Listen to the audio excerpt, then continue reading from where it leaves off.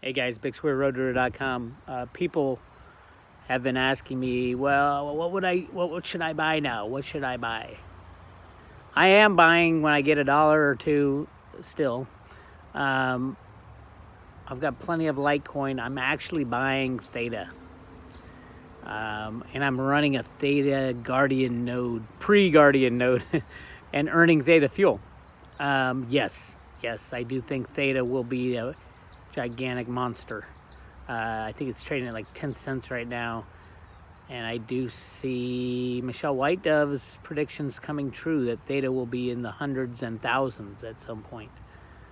Not today, but it would be the thing I love about it, other than it's working great and it's its own proprietary blockchain, and Samsung is all over Theta. Samsung has been putting out email after email, or not email, but announcement after announcement that they're getting into cryptos. They just need to figure out who to partner with as far as using a blockchain.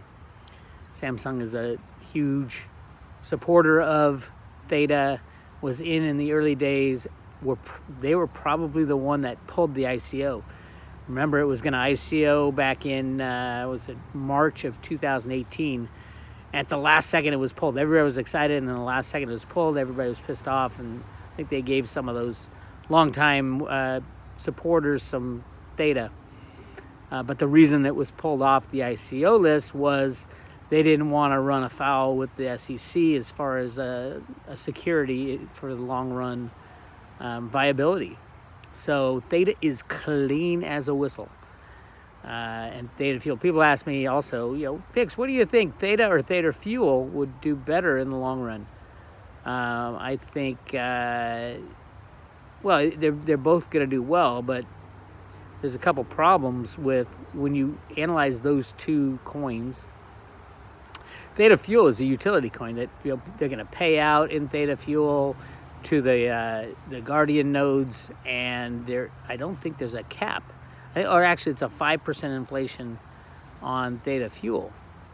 Well, Theta does not have any inflation. And the Theta blockchain can be,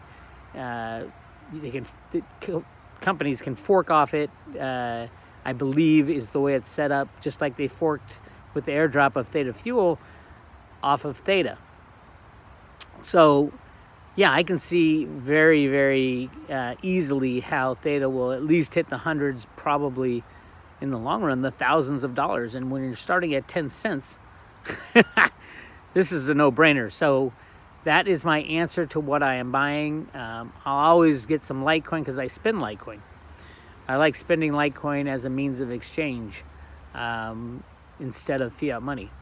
And so, say if I have to spend, $1,000 on securing a place to do a roadshow, I will try to spend it in Litecoin, and then I'll go use the $1,000 in fiat that I would have had anyway to spend on that, and I put it back into Litecoin. So I always refill my Litecoin spendable wallet.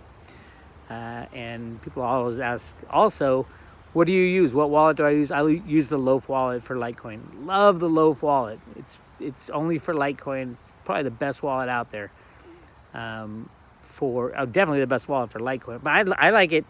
It's easy to use, and it's run and supported by the Litecoin Foundation. Charlie Lee being the chairman of that foundation. So, yes, and if there's any issues or fixes needed, Litecoin Foundation, Charlie, and the core devs of Litecoin are all over it.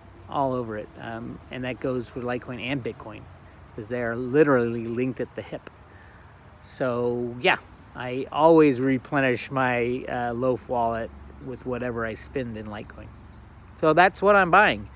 Every time I make it, I'm going to put the hat down probably in the streets of Spokane before the show on the 14th and try to earn some, $30-40 by busking in the streets, and then I'll use that to buy Litecoin. That's the way I roll. And I love it. I love what's going on right now. I love that people are waking up to cryptos. I love that nobody's freaking out. about the latest drop, and nobody was freaking out about the latest climb in Bitcoin. And you know, some people are saying, well, what about the altcoins? What about this? What about that? If it's a good project and is undervalued, absolutely, it's going to go up a lot. And remember, you know, Bitcoin rises all boats, and as you know, Bitcoin rises sometimes and other altcoins don't. This has been going on for 5 years now, that altcoins will rise and then Bitcoin will rise, and then vice versa. And the traders jump in and out, and they love doing that. The newbies freak out. Well, maybe I should have been in this, and that, you know, a lot of them switch their coins, jump over to Bitcoin, and then jump over to Litecoin, and then jump over to Ethereum, and jump back and forth. That's a sure way to lose your money, because every time you jump, it's costing you money. You got to pay taxes on any gains, and you got to pay the fees to make the jump to the criminal exchanges, and you know they're not giving you the best price. So just hodl, hold on for dear life. And if you're going to buy dollar cost average in, great way to just tell yourself, okay, every week on Friday I'm going to buy, or on a good day, you know, you can analyze which days are best for which coins to buy. Just make a system. If you got a big chunk of money to invest, say, okay, I'm going to, over the next 2 months, I'm going to invest in cryptocurrencies, and say, okay, I'm going to start with 10% this week, 10% that week, and just dollar cost average your way in. That's the best way to go, in my opinion. Anyway, that's your video for right now. This is Big Square, road to Ruda.com. Talk to you later.